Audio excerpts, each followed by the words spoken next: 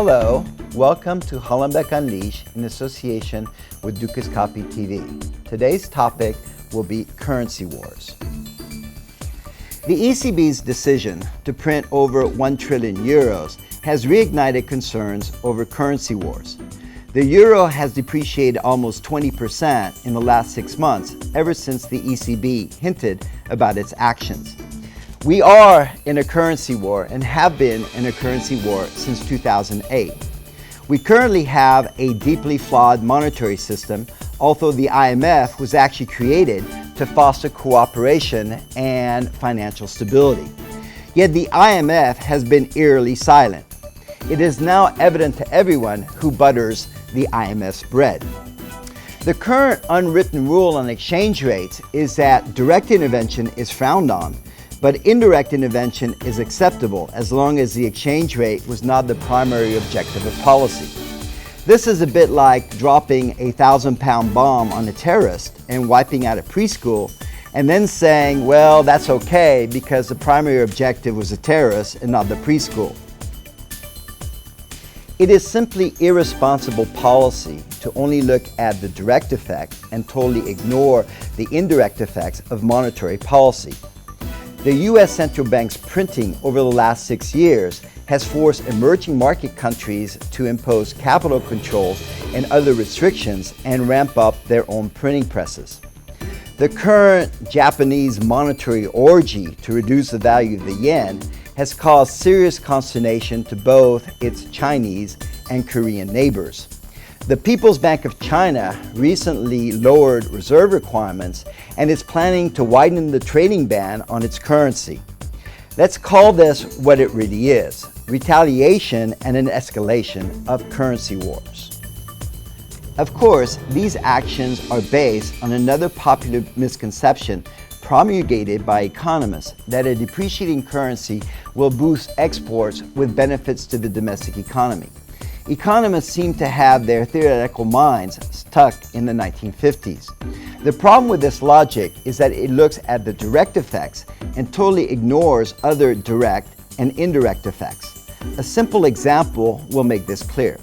Suppose that the exchange rate is 1-to-1 and that our European exporter is selling his product for $100, which converts into 100 euros, which covers his 80 euro cost, ensuring a 25% profit. Now suppose that the exchange rate goes from 1-to-1 to 1.5 euros for $1. Our European exporter will now be able to reduce his prices from $100 to as little as $66.67, since that will generate the same euros as before the depreciation. The problem with this story is that today, with financial instruments such as futures, swaps, and options, our exporter can hedge his foreign exchange risk even long term. So he may have already committed himself to the rate at which he converts dollars into euros and therefore will not be able to reduce his dollar prices. The second problem is that globalization has forced many exporters today to basically scour the globe to find the cheapest inputs. For example, a BMW car may have the upholstery coming from China, the engine coming from the UK, and the steel coming from Brazil. If costs increase from 80 euros to 120 euros, then to make the same profits as before, our exporter will not be able to reduce his dollar prices. However, this really highlights how a depreciation really helps exporters. If domestic costs, mostly wages to domestic laborers, do not adjust to the higher prices caused by the depreciation, then exporters will gain. But this gain will only be temporary until these domestic laborers are able to negotiate an increase in their nominal wages to bring their real wages back up to the level before the depreciation. The gain to exporters will only be temporary. Journalists and economists do not seem to understand that a policy to depreciate your currency is in reality a policy to transfer wealth from wage earners, which is the middle class and the poor, to the wealthier owners of export industries. It is another example of the central bank being a reverse Robin Hood, taking from the have-nots to give to the haves. Furthermore, there are many other indirect effects that make depreciating your currency a very bad policy objective. Standard balance of payments accounting cannot be used when the unit of account is being distorted. Even if exporters make higher nominal profits, this is not something to be cheered if higher nominal profits means lower real profits. Also, consumers will bear the brunt of the higher prices due to the depreciation.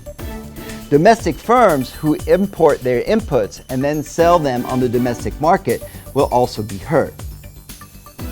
What Europe needs is not a weaker euro, but significant structural reform.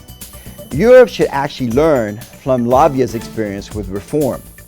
In 2009-2010, Latvia reduced the role of government from 44% of the economy to 36% of the economy.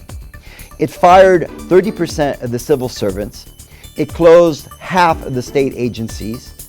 Government employees took wage cuts of 26%, and ministers took wage cuts of 35%. The economy initially dropped 24%, but has rebounded with yearly real GDP growth of almost 5% over the last 3 years. Yet Latvia did this without using currency as a weapon, since it kept its former currency, the lats, fixed against the euro. Thank you for watching Hollenbeck Unleashed in association with Dukascopy TV. Next week, we'll have a discussion of another hot topic in the financial press.